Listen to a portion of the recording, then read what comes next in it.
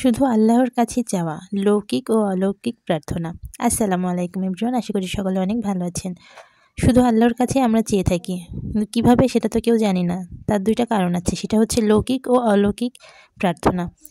সেটা প্রথমত লৌকিক প্রার্থনা বা চাওয়ার বিষয়বস্তু দুই প্রকারের হতে পারে। এক প্রকারের লৌকিক বা জাগতিক সাহায্য সহযোগিতা, যা মানুষ স্বাভাবিকভাবে করতে পারে। এই সকল বিষয় প্রাকৃতিকগতভাবে একজন মানুষ আরেকজনের নিকট চেয়ে থাকে এবং মানুষ জাগতিকভাবে তা প্রদান করতে পারে।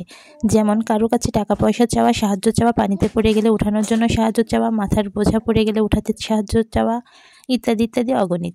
জাতি, ধর্ম, বিশ্বাস ও অবিশ্বাস নির্বিশেষে সকলে এই ধরনের প্রার্থনা করে থাকে। দ্বিতীয় প্রকার প্রার্থনা অলৌকিক বা অপার্থিব। জাগতিক মাধ্যম ও উপকরণ ছাড়া অলৌকিক সাহায্য, ত্রাণ ইত্যাদি প্রার্থনা করা। এ জাতীয় প্রার্থনা শুধুমাত্র কোনো ধর্মের অনুসারী বা বিশ্বাসী করেন। বিশ্বাসী শুধুমাত্র আল্লাহ ঈশ্বর বা সর্বশক্তিমান বলে বিশ্বাস করেন, অথবা যার সাথে ঈশ্বরের বিশেষ সম্পর্ক ও যার মধ্যে ঐশ্বরিক ক্ষমতা আছে তার কাছে প্রার্থনা করেন। এ প্রকারের প্রার্থনা আল্লাহ ছাড়া কারো কাছে করার অর্থ আল্লাহ ছাড়া কাউকে আল্লাহর সাথে শরিক করা, কারণ এতে আল্লাহ ছাড়া অন্য কারোর মধ্যে আল্লাহর গুণাবলী, অলৌকিক সাহায্য, ক্ষমতা, ঈশ্বরত্ব বা ঐশ্বরিক শক্তি কল্পনা করা হয়। আর আল্লাহ ছাড়াও কোনো কিছুকে, কোনো গুণ, ক্ষমতা বা কর্মে আল্লাহর মতো করে করা বা কারোর মধ্যে আল্লাহর গুণাবলী আরোপ করাই শিরক।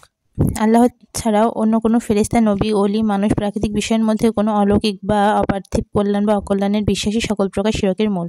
এজন্য কুরআন কারিমে মুশরিকদের শিরকের প্রতিবাদ করতে যে বিভিন্ন স্থানে বারংবার প্রায় 15 থেকে 16 স্থানে ঘোষণা করা হয়েছে যে আল্লাহ ছাড়া অন্য কারো কোনো প্রকার মঙ্গল, অমঙ্গল, কল্যাণ, অকল্যাণ, ক্ষতি বা উপকার করার কোনোরূপ ক্ষমতা নেই, বা আল্লাহ কাউকে কোনোরূপ ক্ষমতা প্রদান করেননি। বস্তুত মুশরিকদের দাবি ছিল যে আল্লাহ এই সকল সৃষ্টিকে ভালোবেসে এদেরকে কিছু অলৌকিক ক্ষমতা প্রদান করেছেন।